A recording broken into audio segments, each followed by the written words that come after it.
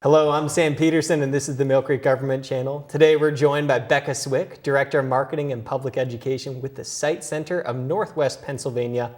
Welcome, Becca. Hi, Sam. Thank you so much for having me today.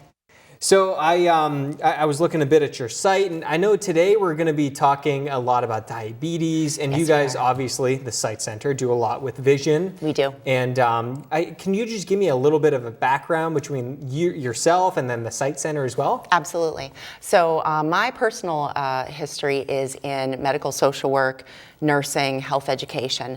So it was a real natural fit for me to come on board with the National Diabetes Prevention Program at the Sight Center. The Sight Center is actually an 85-year-old nonprofit here in Erie and the surrounding counties. For 85 years, we've had a mission that's really kind of two-pronged.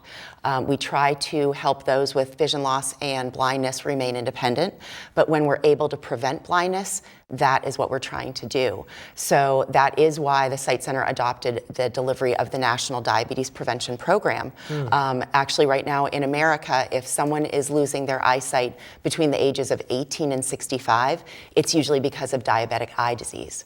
So in order to stop blindness, we need to stop the primary cause. So kind of like the tagline for that program is the type 2 could be you, right? Type 2 could be you. Yeah, and really it's just kind of a wake up because of the prevalence of something called prediabetes in America right now. Gotcha.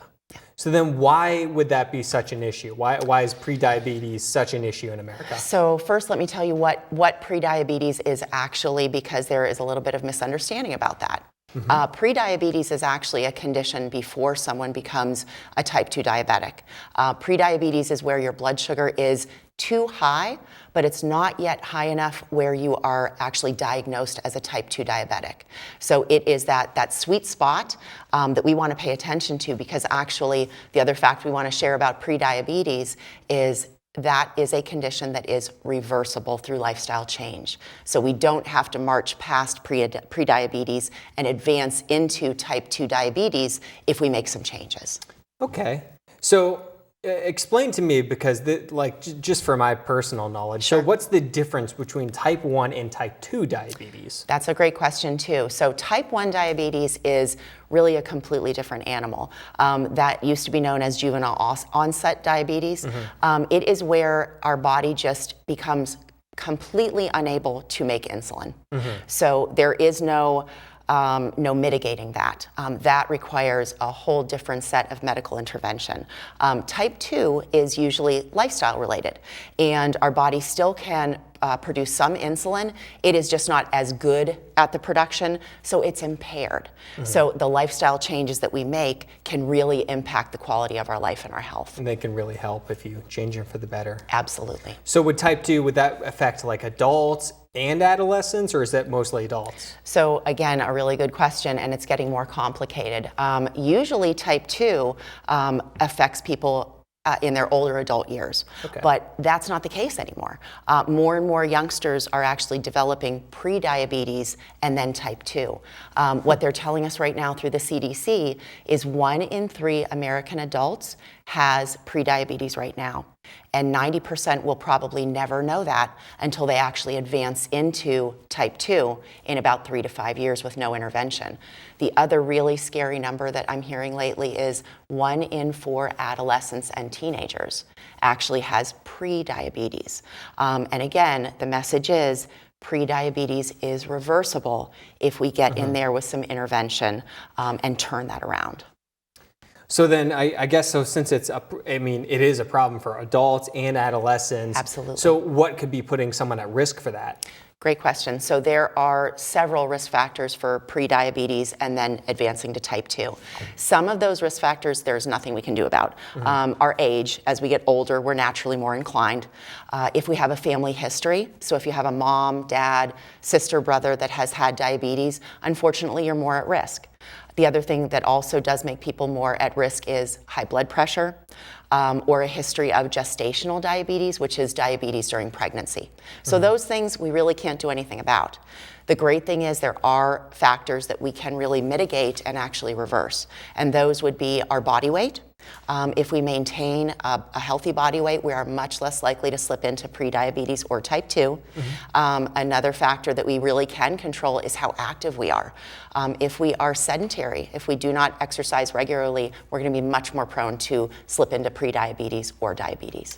So does diet play a role in that? It really does. And that is something we really try to coach our participants through who enter into the National Diabetes Prevention Program.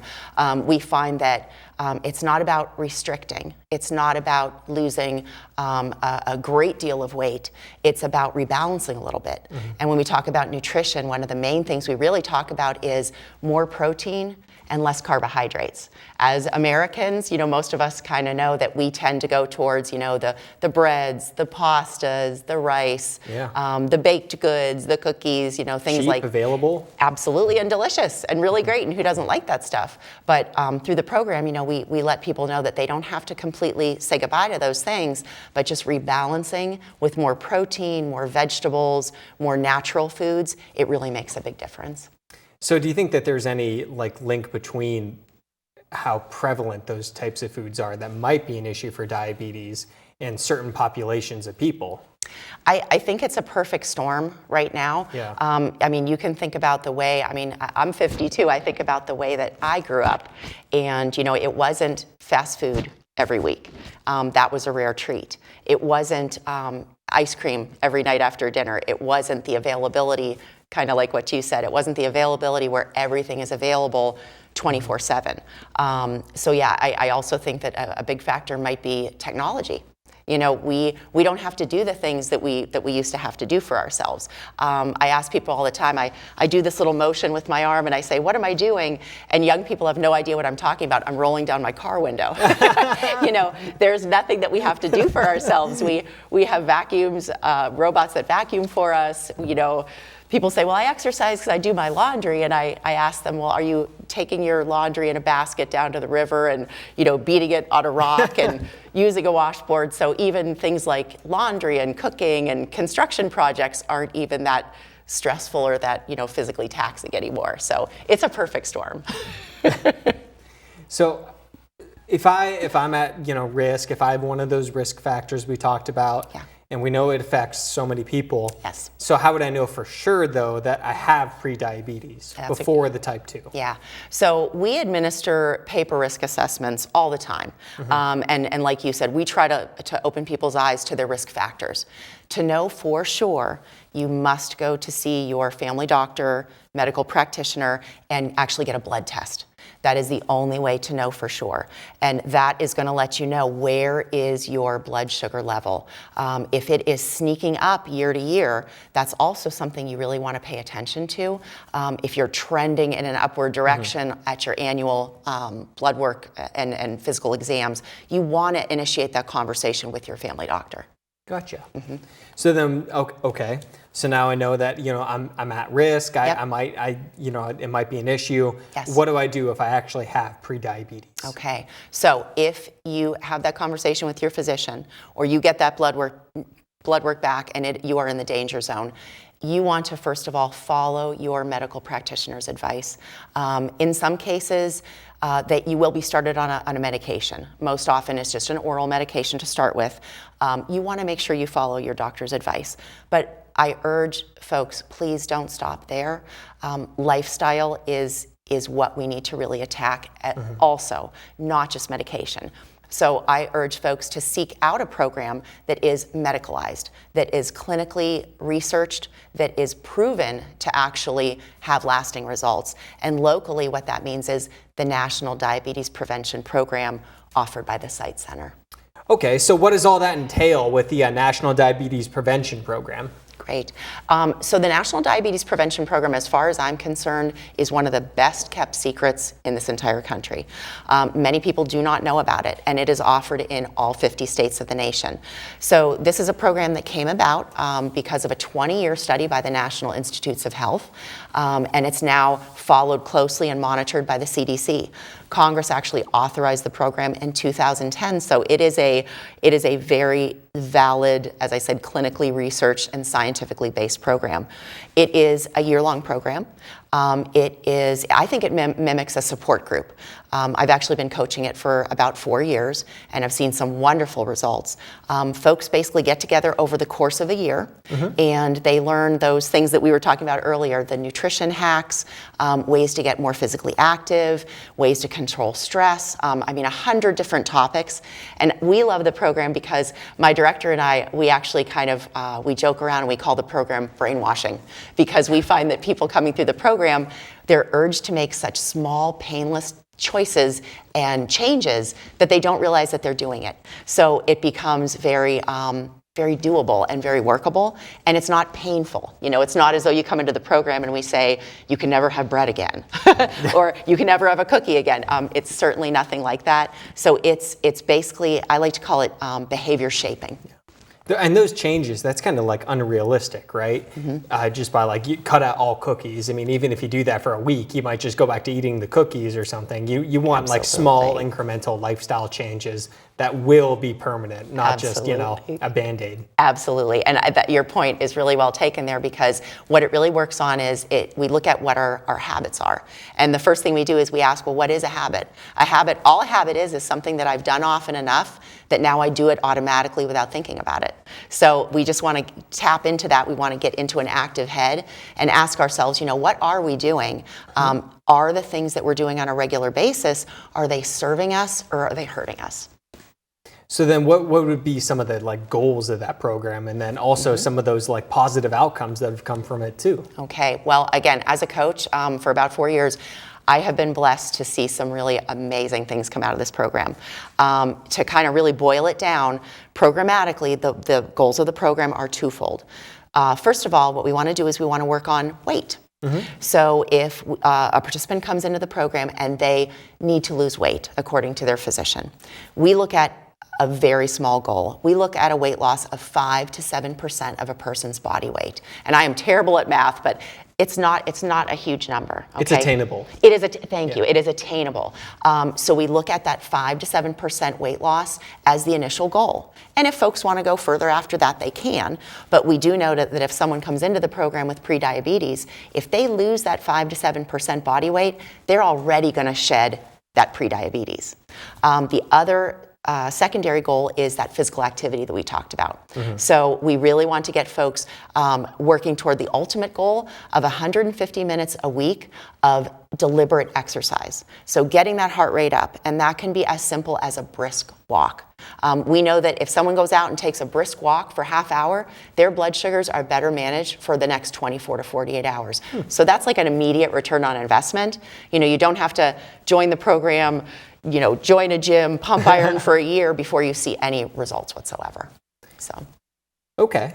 So then, did we cover any of the goals in that? So those would be the goals. The 5 to 7% weight loss. 5 to 7% would be the goals. So then, what were some of the outcomes then? Thank you, Sam. So some of the outcomes, other than the weight loss and getting more physically active, what I really see folks attain is a brighter attitude. They feel better. One of the things that I like to remind people of is when they lose a pound of body weight, they actually feel 5 to 7 pounds less pressure in each of their joints. So when somebody comes into the program and they drop 10 pounds, they might not initially think, well, that was all that grand. But if you do the math, they're feeling about 50 pounds less pressure in each of their joints because of that small weight loss. The other thing that people report really to us, better sleep. Just a happier attitude. We have folks that come into the program that might struggle a little bit with anxiety or depression, and we see that those symptoms are far less. The other thing I like to mention about the program is when folks complete the program, the year-long program, they can really count on the fact that they are going to be far less likely to have medical complications and certain health problems as they get older. Gotcha. So I guess so when you're saying that people are at lower risk for those health outcomes going through the program and stuff, what exactly do you mean by that? So I'll give you a couple of examples. We know that folks that have prediabetes and let themselves go further and slip into type 2, once they have type 2, they're going to be 4 times more likely to have a heart attack.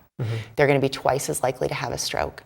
What we really focus on with the Sight Center, and this is really why the Sight Center offers the program, is that fact that diabetes is linked to so much blindness. and vision loss. So when your blood sugars are controlled on a regular basis, you don't have to worry about losing your eyesight.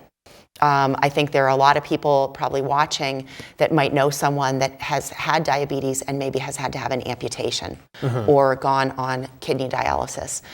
There are just so many complicating factors that come along with the progression to type 2. And again, once we get those blood sugars under control, we don't have to go down that path. Now, I did read that like those endocrine diseases and stuff and getting diabetes is like a very large factor in overall health outcomes. Absolutely. Like how long you would live, and it's just a huge telling of those things. Is that accurate? It's definitely accurate. And you know, the question that we get a lot lately is because of COVID. Yeah. That's another one. And I'm, again, being a nurse and a medical person in the field for so long, I remember, you know, before COVID, you know, the flu every year comes in and sweeps through and causes massive problems, especially for older adults. And you add diabetes to that mix, and people are far more likely to lose more of their mobility, more of their independence. People are far more likely to have to go on a ventilator with things like that. So yeah, diabetes really is that wild card that nobody wants in their hand. Okay, so then if you might be at risk, or if you're curious or you want to learn more, where can you go to get information? People are so invited to call us at the Sight Center. Our telephone number is 814-455-0995. I know you guys are going to provide that information. They can ask for me directly. They can ask for my manager, Lana. She has been dedicated to this program for 13 years. So she eats, breathes, sleeps this program and motivates. Dedication, wow. Yeah. Motivates us, and we now have a fleet of coaches that are out there and ready to deliver this program at work sites, at community locations. If folks are concerned, if they want to do a risk assessment, if they want to speak to one of us about enrolling in the program, or if a loved one might need it, whatever the question, please contact the Sight Center. Okay, well, thank you, Becca. Thank you so much for being here today. Thanks, Sam. And thank you, the viewers, for watching. We learned so much about the Sight Center, pre-diabetes, and the National Diabetes Prevention Program. Please visit their website if you want to learn more. Till next time, Millcreek, I'm Sam Peterson.